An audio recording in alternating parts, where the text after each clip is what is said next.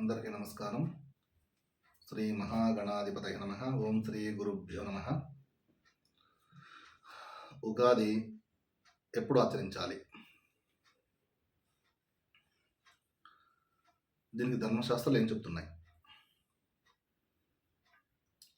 చైత శుక్ల ప్రతిపద్ సంవత్సరారంభ తత్ర ద్వాయికి గ్రహ్య చైత్రమాసే జగద్బ్రహ్మ ససర్చ ప్రథమే అహాని శుక్లపక్షే సమగ్రంతు తథా సూర్యోదయే సతి దినద్వయే తదప్తవ అపప్తవ పురైవ. అంటే పరాభవనామ సంవత్సర ఉగాది 19వ తేదీ మార్చ్ 2026 గురువారం సూర్యోదయం 6:22.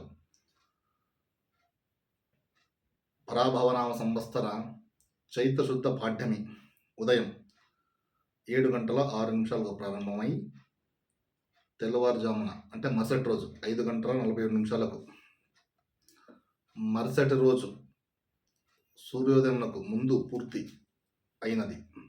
ఆంధ్రదేశమంతటా సూర్యోదయంకు పరాభవనామ సంవత్సర చైత్రశుద్ధ పాడ్యమి వ్యాప్తి లేనప్పటికీ ఆ రోజే పాడ్యమి ఏషమై ఉన్నది.